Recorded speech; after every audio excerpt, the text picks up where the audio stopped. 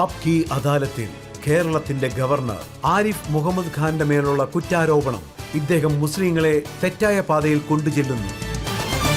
ഈ ആരോപണം കേരളത്തിന്റെ മുഖ്യമന്ത്രിയാണ് പറഞ്ഞത്. അദ്ദേഹം പറയുന്നു ഗവർണർ RSSന്റെ ആയുധം പോലെ പ്രവർത്തിക്കുന്നുവെന്ന്, ടൂൾ മാറി പ്രവർത്തിക്കുന്നുവെന്ന്, ദിവസവും മുസ്ലിങ്ങളെ ഡൈവേർട്ട് ചെയ്യുന്നുവെന്ന്. ഞാൻ എന്ത് പറയാനായിട്ടാ? ഞാൻ ധർമ്മശാസ്ത്രത്തിൻ്റെ വിദ്യാർത്ഥിയായിരുന്നു, അല്ലാതെ അധ്യാപകനല്ല. വിദ്യാർത്ഥിയായിരുന്നു. എനിക്ക് മനസ്സിലാക്കാനായിട്ട് വളരെ ഇഷ്ടമാണ്. സമയം കിട്ടുമ്പോഴൊക്കെ ഇപ്പോഴും പഠിച്ചുകൊണ്ടിരിക്കുകയാണ്. അതുമാത്രമല്ല, ഞാൻ എന്താണോ പഠിക്കുന്നത് അത് മറ്റുള്ളവരുമായി ഷെയർ ചെയ്യാനായിട്ട് ഞാൻ ഇപ്പോഴും ശ്രമിച്ചുകൊണ്ടിരിക്കുകയാണ്. പ്രശ്നങ്ങൾ എന്തെങ്കിലും ഉണ്ടാവുകയാണെങ്കിൽ അതിനെ സംബന്ധിച്ച് അഡ്വൈസ് ചെയ്യാൻ ഞാൻ ശ്രമിക്കാറുണ്ട്. പക്ഷേ ഇത് പറയുന്നതാരാ? പറയുന്നവൻ ധർമ്മശാസ്ത്രങ്ങളെയും വിശ്വസിക്കുന്നില്ല. ഞാൻ മിസ്ൽ ചെയ്യുന്നുണ്ടെന്ന് അദ്ദേഹം പറയുന്നുണ്ടോ? അദ്ദേഹത്തിന് എന്താ ഒരു പ്രശ്നമുള്ളത്? അദ്ദേഹം ചിലപ്പോൾ ഒരു കമ്മ്യൂണിസ്റ്റ് ആയിരിക്കാം. അവർക്ക് എന്താ പ്രശ്നമുള്ളത്? 1990 വരയ്ക്കും അദ്ദേഹത്തിൻ്റെ എല്ലാ ഇലക്ഷൻ മാനിഫെസ്റ്റോയിലെയും യൂണിഫോം സിവിൽ കോഡിനെ അദ്ദേഹം സപ്പോർട്ട് ചെയ്തിരുന്നു. 1986 ഗവൺമെൻറ്റിൽ നിന്ന് ഞാൻ എപ്പോൾ റിസൈൻ ചെയ്തുവോ ഈ കാരണം കൊണ്ട് അപ്പോൾ എനിക്ക് കൂടുതലായിട്ട് സപ്പോർട്ട് ചെയ്തത് BJPക്കാർ. അപ്പോഴൊക്കെ 2 മെമ്പേഴ്സേ ഉണ്ടായിരുന്നുള്ളൂ. എനിക്ക് സപ്പോർട്ട് കിട്ടിയത് ലെഫ്റ്റ് പാർട്ടിയിൽ നിന്നാണ്. അതുമാത്രമല്ല, ആ സമയത്തൊക്കെ എനിക്ക് വോക്കൽ വോയിസ് ഉണ്ടായിരുന്നു. ആ സമയത്ത് എനിക്ക് സപ്പോർട്ട് ചെയ്ത് ആരാണെന്നറിയോ? അതായത് ശ്രീ EMS നമ്പൂതിരിപ്പാട്. ഇന്ന് കമ്മ്യൂണിസ്റ്റ് പാർട്ടി തലകീഴായിട്ട് തകിടമറിഞ്ഞിരിക്കുക. അവർ UCCയെ മാത്രമല്ല എതിർത്തത്, അവർ മുത്തലാഖ് ഇവിടെ പ്രാബല്യത്തിൽ കൊണ്ടുവന്നത് കൊണ്ട് 95% പ്രോബ്ലംസ് കുറഞ്ഞു എന്ന് പറഞ്ഞവരാ. അതിനെപ്പറ്റിയും ഒരു 6 മാസം മുമ്പ് ഇതൊക്കെ ആവശ്യമുള്ളതാണെന്ന് ചോദിക്കുന്നു. എന്തിനെങ്ങനെയൊക്കെ ചെയ്യുന്നത്? സത്യാവസ്ഥ എന്താന്ന് വെച്ചാൽ ആക്ച്വലി അത് വന്നിട്ട് ധർമ്മത്തിൻ്റെ പേരിലൊരു പാർട്ടി ഉണ്ടായി. ആ പാർട്ടിയുടെ പേര് ഞാൻ പറയാൻ ആഗ്രഹിക്കുന്നില്ല. അവരാണ് ഈ രാജ്യത്തെ 2ആയി വിഭജിക്കാൻ പറഞ്ഞവർ. ഇവരുടെ അസസ്മെൻ്റ് എന്താന്ന് വെച്ചാൽ ഈ പാർട്ടി ഇപ്പോൾ ബലഹീനമായിട്ട് പോയിക്കൊണ്ടിരിക്കുകയാണ്. ഇപ്പോഴുള്ള പ്രശ്നം എന്താന്ന് വെച്ചാൽ ബലഹീനമായിട്ട് പോയിക്കൊണ്ടിരിക്കുന്ന പാർട്ടിയുടെ വോട്ട് ബാങ്ക് ഉണ്ടല്ലോ, അത് പിടിച്ചു പറിക്കാൻ നോക്കുകയാണ്. അതുകൊണ്ട് ആ പാർട്ടി എന്തൊക്കെ പറഞ്ഞിരുന്നു ഇപ്പോൾ നേരെ മറിച്ച് ഇവർ പറയുന്നു. ഓഡിയൻസിൽ പലരും ചോദ്യം ചോദിക്കാൻ ആഗ്രഹിക്കുന്നുണ്ട്. പബ്ജി ഗെയിം ഇസ്ലാമിൽ ഹറാമാണോ അല്ലയോ? ആദ്യമായിട്ട് ഇത് നിങ്ങൾ അവരോട് നേരിട്ട് ചോദിക്കുക.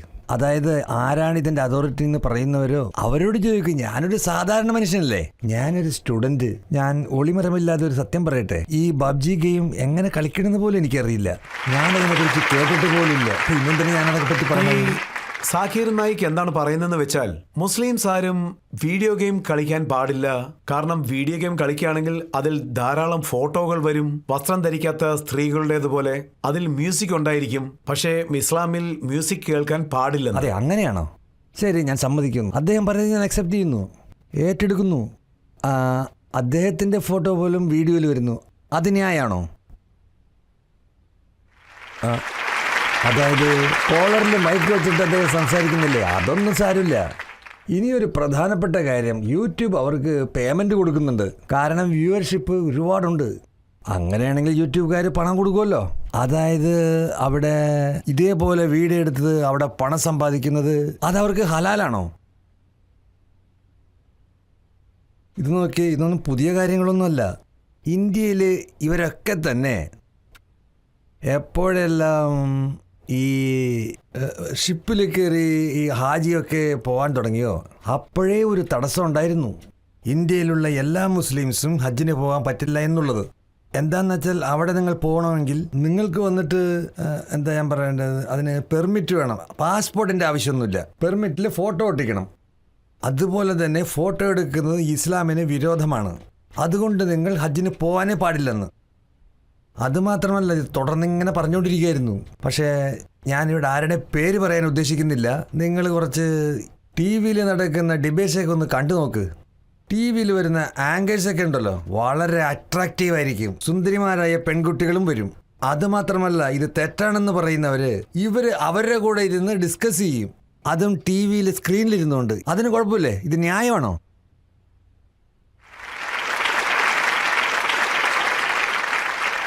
താങ്കൾ TV ആങ്കർ എന്ന് പറഞ്ഞു. പക്ഷേ പാകിസ്ഥാനിലൊരു ആങ്കർ അവരൊരു മൗലാനയോട് ചോദിച്ചു, നിങ്ങൾ പറയുന്നു നമ്മൾ സ്വർഗത്തിലേക്ക് പോവുകയാണെങ്കിൽ അവിടെ സുന്ദരിമാരെ ലഭിക്കുമെന്നും. ഇത് കേട്ടിട്ട് എനിക്കും ചിരി വരുന്നുണ്ട്. എനിക്കും അറിയില്ല. അതെ, ഒരു പ്രാവശ്യം സ്വാമി വിവേകാനന്ദനോട് ഒരു പ്രൊഫസർ ചോദ്യം ചോദിച്ചു. നിങ്ങൾ റോഡിലൂടെ നടന്നു പോകുന്നു, പിന്നെ ആ സ്ഥലത്ത് താങ്കൾക്ക് ഒരു അത്ഭുതമായിട്ടുള്ള ഗ്രന്ഥം നിങ്ങളുടെ കണ്ണുകൊണ്ട് കാണാൻ പറ്റുന്നു. തൊട്ടടുത്ത് തന്നെ ഒരു പണച്ചാക്കുമുണ്ട്.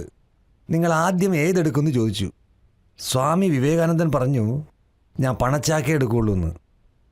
അപ്പോൾ പ്രൊഫസർ ഉടനെ ചോദിച്ചു, ഒരു സന്യാസിയായ നിങ്ങൾ പണച്ചാക്കെടുക്കുമോ? ഞാനായിരുന്നെങ്കിൽ ആ ഗ്രന്ഥം എടുക്കുമായിരുന്നുള്ളൂ. അതെടുത്ത് വായിച്ചാൽ അറിവ് വർദ്ധിക്കുമെന്ന് പറഞ്ഞു.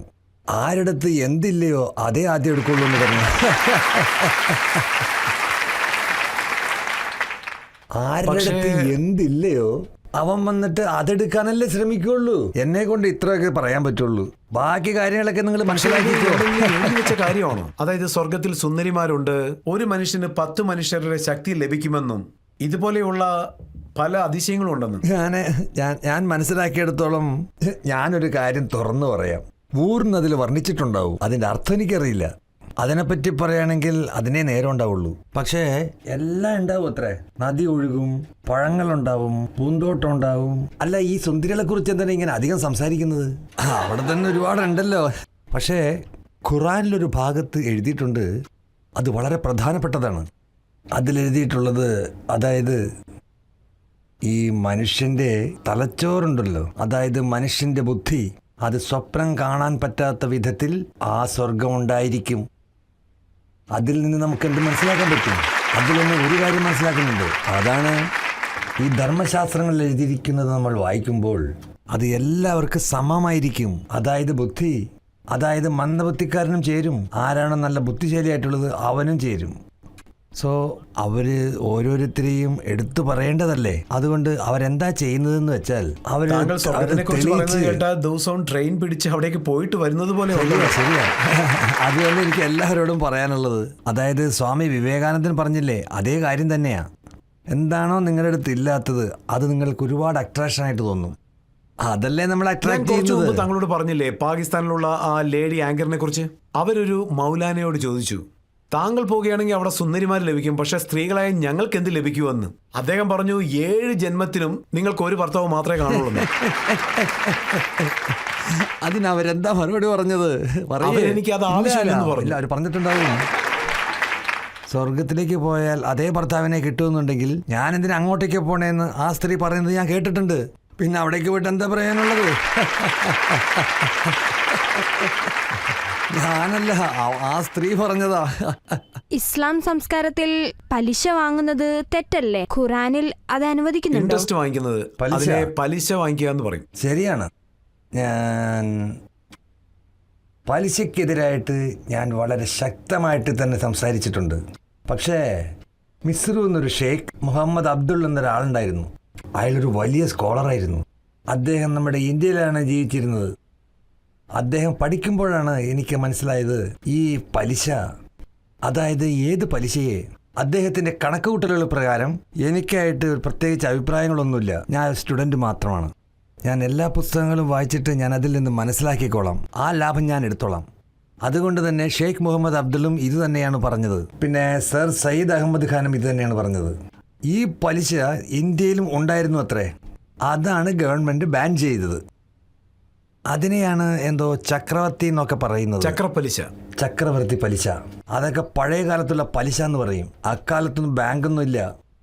ആ കാലഘട്ടങ്ങളിൽ വേറെ ഇൻസ്റ്റിറ്റ്യൂഷനൊന്നും ഇല്ലല്ലോ. ആ കാലത്തെ പറ്റി പറയുകയാണെങ്കിൽ ചക്രവർത്തി പലിശ ഉണ്ടായിരുന്നു, നമ്മുടെ നാട്ടിലുണ്ടായിരുന്നു. അതാണ് ഗവൺമെൻറ് ബാൻ ചെയ്തത്. അവർ രണ്ടുപേരും ഇത് തന്നെ പറഞ്ഞിരിക്കുന്നത്. അതായത് മുസ്ലിം ഗ്രൂപ്പായിട്ടുള്ളത് ഇത് മനസ്സിലാക്കാൻ തോറ്റുപോയിരിക്കുന്നു. ഇന്ന് നോക്കുകയാണെങ്കിൽ പല ബാങ്കുകളുടെ ഹെഡ് മുസ്ലിംസ് ആണ്. അതെ, എല്ലാ മുസ്ലിങ്ങൾക്കുള്ളിലും ബാങ്കിന്റെ അരം വിട്ടുകളയേ. മൊത്തം മുസ്ലിംസും, അതായത് ഇന്ത്യയിലുള്ള എല്ലാ മുസ്ലിംസും, അവരൊക്കെ ഇവിടുന്ന് പോയിട്ടല്ല പാകിസ്ഥാനിൽ ജീവിച്ചുകൊണ്ടിരിക്കുന്നത്. അവിടെയും ബാങ്കിങ് സിസ്റ്റം ഉണ്ടല്ലോ. IMFSൽ നിന്നും ലോൺ എടുത്തിട്ടുണ്ട്, ബാങ്കിൽ നിന്ന് ലോൺ വാങ്ങിക്കുന്നുണ്ട്, പലിശ കൊടുക്കുന്നുണ്ട്. ഇത്രയും കാര്യങ്ങൾ താങ്കൾ പറയുന്നില്ല. അപ്പോൾ ഫത്വ എന്താണെന്നും താങ്കൾ ഒന്ന് പറയാമോ?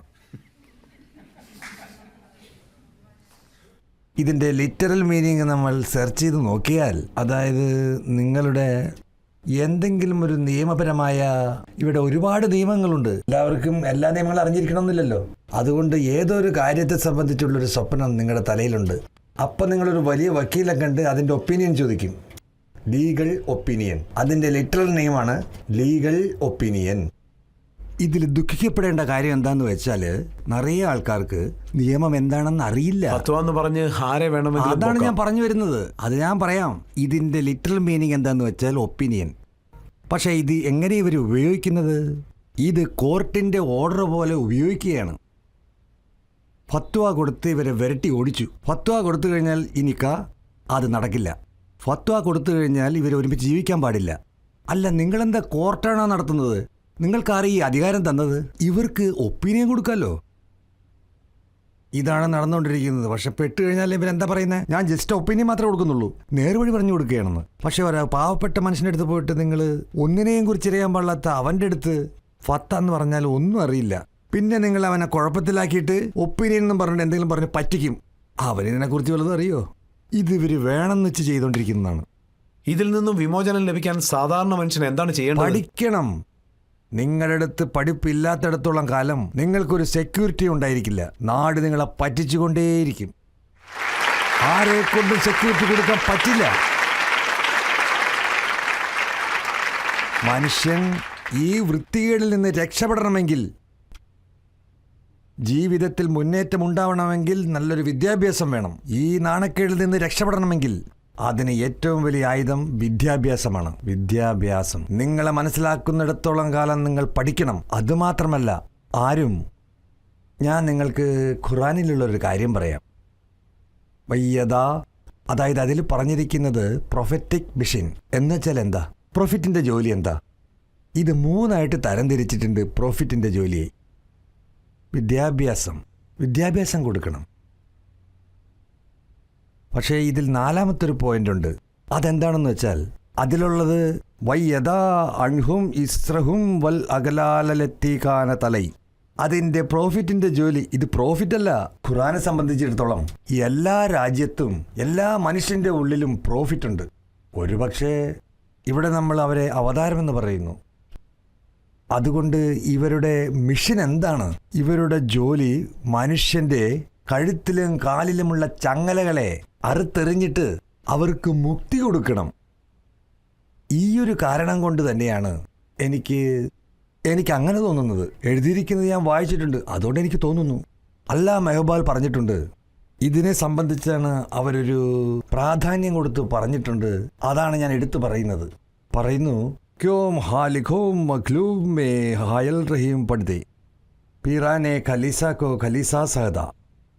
അതായത് ഡയറക്റ്റ് കോണ്ടാക്റ്റിലുണ്ടായിരിക്കണം. പരമാത്മാവിനും ആത്മാവിനും നടുവിൽ നിൽക്കുന്നവരെ അടിച്ചു വരട്ടണം.